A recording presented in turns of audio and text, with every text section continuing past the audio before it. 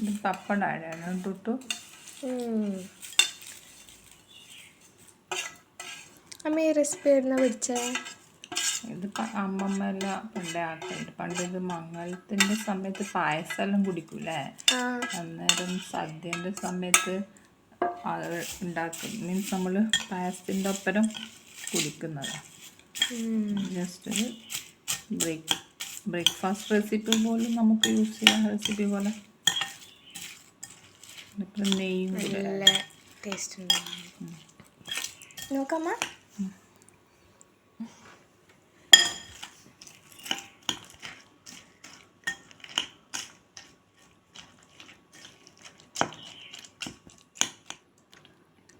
ഇതിനകത്ത് നെയ്യ് ആഡ് ചെയ്യുന്നുണ്ട്.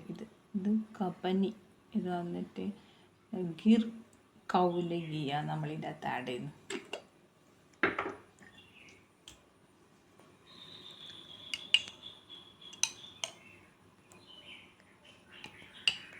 മതിയല്ല നമ്മളെ.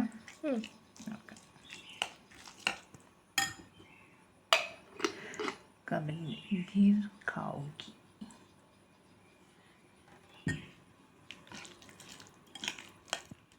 ഇഷ്ടമല്ലേ ഈ ഫുഡ്? പഴം ഭയങ്കര ടേസ്റ്റിയാണ്. നമുക്ക് ഒരു പഴം കൂടി ഇടണം.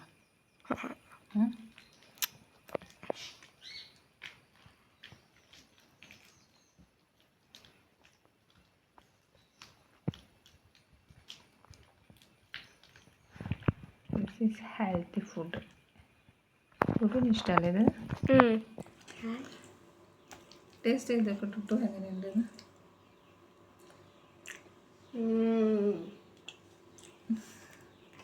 ഞാനും ടേസ്റ്റ് ചെയ്ത് നോക്കട്ടെ. നല്ല ടേസ്റ്റ്.